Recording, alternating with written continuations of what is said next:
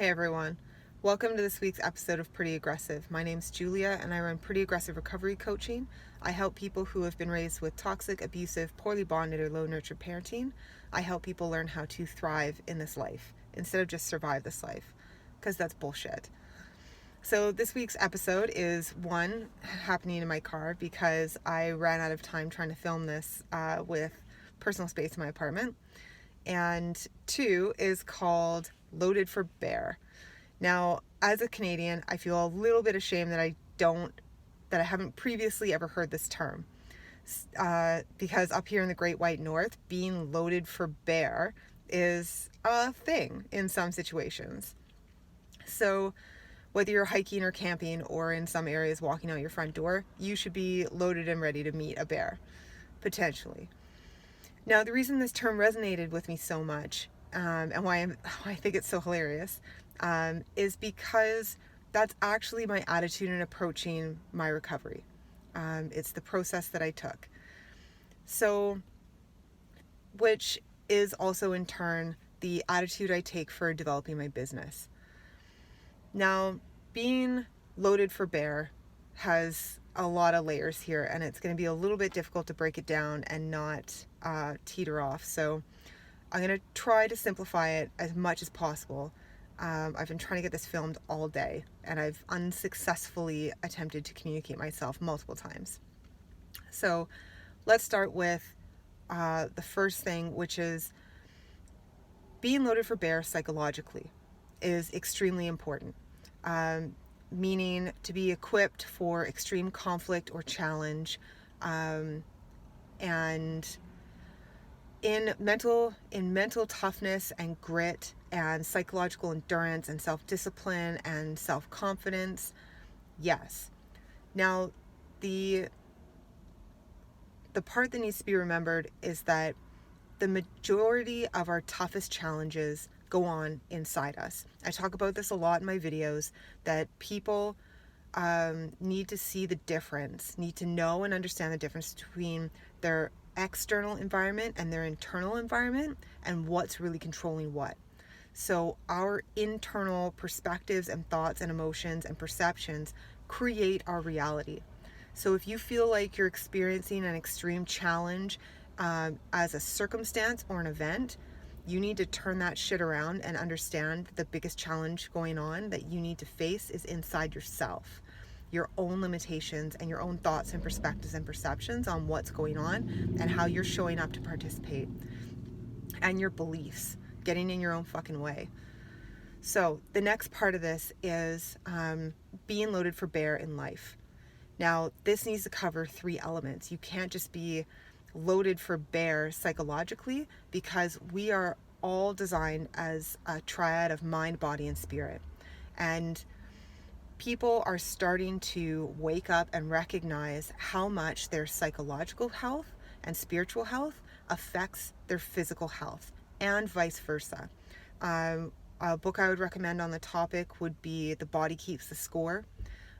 Also, Eastern medicine has been promoting this idea and explaining this idea for thousands of years, that there are certain emotions, there are certain circumstances, there are certain situations that we get involved in our lives that have very specific areas of our body that it affects. So if you are finding issues with certain organs or certain parts of your body, it can be directly related to common patterns of issues or experiences that we're having that are troublesome or have become a struggle, or a unhealthy circumstance in our life. So I believe it's the adrenal gland with fear, or the gallbladder with resentment, and sometimes even with myself, I've discovered a relationship with my ovarian cyst ruptures and my kind of unanswered desire to have more children, all sorts of stuff. This shit's all connected. And so when we prepare ourselves, when we build ourselves, when we grow, when we evolve, mind, body, and spirit all happen jointly connected and related. So the good announcement that I want to share with everyone is this past weekend, the way I show up loaded for bear in my business is I have become certified as a personal trainer, and I am now certified under ISSA, which is the International Sports Sciences Association. And I've been a participant in my physical health I've been managing my own physical health for the past 12 years. I've had a lot of very interesting experiences. I've overcome a lot of issues with my own body, both psychologically and physically, between injuries, between allergies, between growing strength and endurance, and changing my nutrition habits and what I put in my body and what I'll do to my body and how I treat my body. And all of this has greatly affected and changed my recovery mentally and spiritually.